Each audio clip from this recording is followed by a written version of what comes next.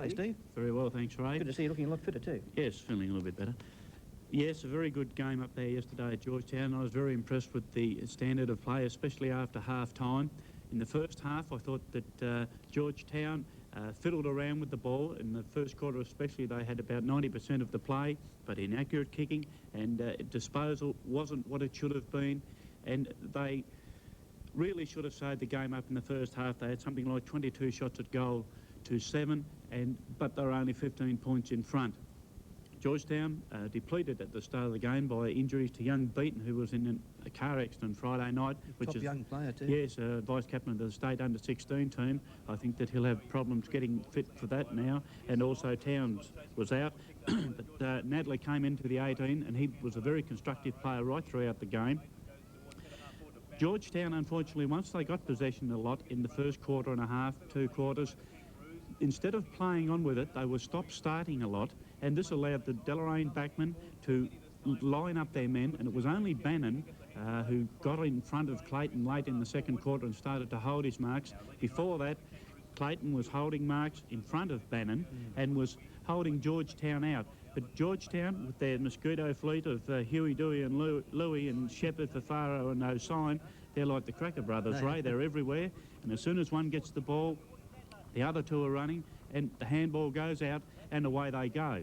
They played very well, the three of them, yesterday, and for Deloraine, they had very exciting players in the Hewitts later in the game. Shane Scott, he played very well late in the game, but it was Rainbow and possibly Moyer, the two experienced chaps for Deloraine, who really started the revival in the second half and got Deloraine flowing again. It was a game in the first half where it was sort of a negative game, but in the second half there were some very bright spots in it and some very good play. The attitude of the players, they seemed to settle down a lot and went from making mistakes to playing very good football. I think that both sides were pretty conscious yesterday that the game was the match of the day. They were competing for the $500 in Bogues. It had a lot of pre-publicity, and there was a very excellent crowd there, something in the vicinity of about 800 at the finish. Yes, a very good crowd, very vocal, of course, which we know often happens at Georgetown. But this added to the atmosphere of the game, which I thought was tremendous. The players in the last half, they got very spirited, very strong tackling, especially chaps like Wade, Ma, who played very well yesterday. Unobtrusive sort of player is Ma, but played a very good game. Clayton at centre-half back for Deloraine, as I said, was a good player for them until late in the game when Bannon got on top. But Viney and Senior, the elder of the two, Scott Viney, he played a tremendous game all day for Georgetown, and so did Wade on their back line.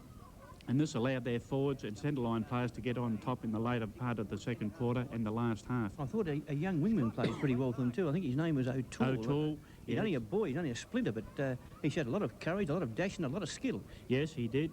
He won on his wing quite well. And another chap I was impressed with when he came on was young Jago, Dale Jago, who came into the 20 at the last moment. Number 1 for Georgetown. He played very well, got a lot of possessions and was a constructive player for them.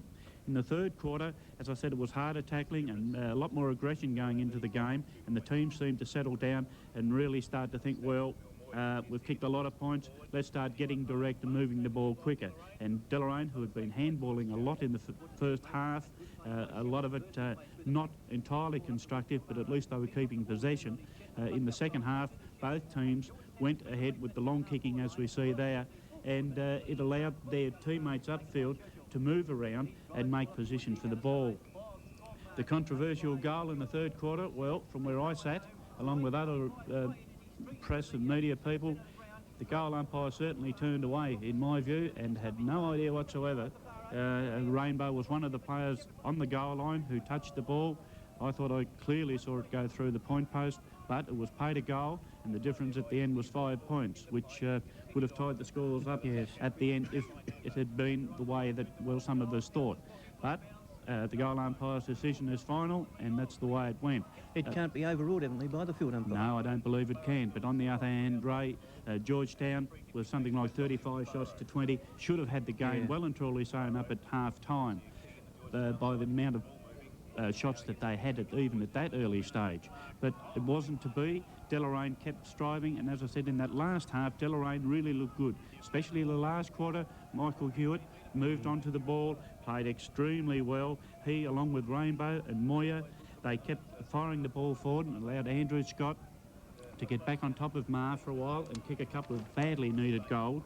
But it was Wade's tackle in the last few minutes on Underland, in about the 22, 21 minute mark, a very strong tackle on Underland. He took the ball away, it went downfield. Crane, Bannon and the other Georgetown players took possession of it, and in the end it was Bannon who took a great mark right out near the centre half forward position, and from about 50, 60 metres out put the big one right through the middle, split the difference, and it was 5 points up, and Georgetown really took heart, and for the last couple of minutes of the game it was all Georgetown attacking. They face their moment of truth next week against Longford. Yes, they most certainly do, Ray. Should be an excellent game out there in Tiger Country next week. Georgetown, they have been at times dropping back and playing bad football, but in the last couple of weeks they've had a couple of tight games, which is good for them, good for their younger players to get used to pressure, and I think that it should be a top game out there next week. Well, they won the big one yesterday, Georgetown, 9-26-80 to Deloraine, 11-9-75. Let's see some edited highlights from the game yesterday. A free kick to Philip Moya results in Deloraine's first goal. He's going to take the free kick, immediately goes on with play kick short towards Underland, then Moya. And Moya has been free kicked within shooting distance to kick off the boot. Looks good. Going right up towards the goal square and through. Anthony Clayton marks it centre half back. In the centre of the ground, coming in towards the half or centre half forward. Bannon's there waiting for the Georgetown team. Oh, mark paid. In fullback. Strong mark by Lambert of Deloraine. The kick is a good one. Coming towards us, the broadcasting side. Oh, great mark. Lambert. Scott Nadler kicks a fine goal from the boundary. 30 metres out. Favours the drop punt. Kick looks good, and it's a goal. Andrew Scott marks well and goals from the kick. Here for Deloraine with a long kick up towards centre half forward. Scott, great mark, moves in from centre half forward. The ball off the boot, looks good, is good, straight through the centre. Anthony Clayton, a magnificent mark. Away from him by the Georgetown ruckman in Freeman. He in turn backs up well, does big Tommy Freeman. Gets boot the ball up towards the centre wing position. Behind Clayton, great mark. Doug Marr drags in a mark under pressure. Out by Lambert. Moya gets onto his left boots towards centre half forward. No one home though, and mark taken by Marr. Dale Crane also marks well. Through the interchange bench, kicks in towards Crane, and Crane takes a good strong mark. Jeff Bannon marks well and kicks the goal. To keep the ball moving.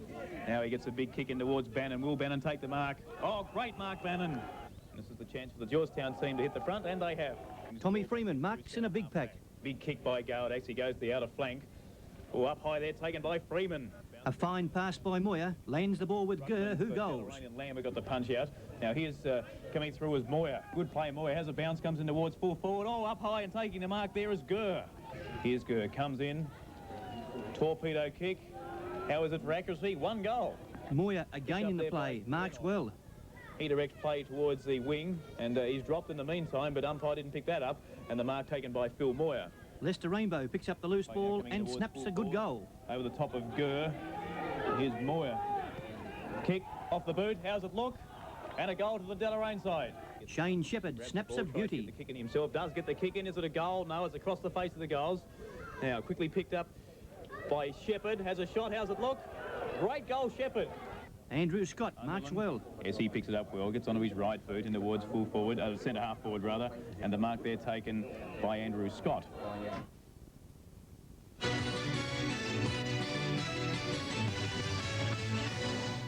Welcome to the big league, Tassie football. Welcome to the big league. We've got it all. This is the big game. We're ready to meet the test. Cascade Bowls, this is football at its best. Cascade Bowls, Tassie football at its best. Cascade Bowls League. This is Laminex Craftwood. And because it's from Laminex, you won't be surprised that Craftwood is easy to work.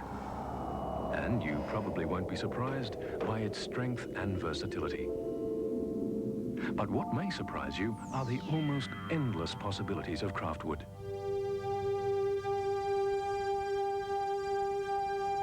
Craftwood. Yet another surprise from Lemonix. Goal kickers yesterday, main goal kickers Georgetown, Bannon, 4 goals, 1 1/4, and Andrew Scott, 3 goals. Better players for Georgetown, Bannon, Viney, Nadler, Wade, for Faro, Shepherd and Marr, and for Deloraine, Rainbow, Darren Hewitt, Eastley, Scott, Clayton and Moyer. 3 2 and 1, Leicester Rainbow for 3.5 very good quarters, Jeff Bannon for consistent play in tapping the ball and for 4 constructive goals, and 1 to Scott Viney, who played an excellent game on the back line for Georgetown. Now, what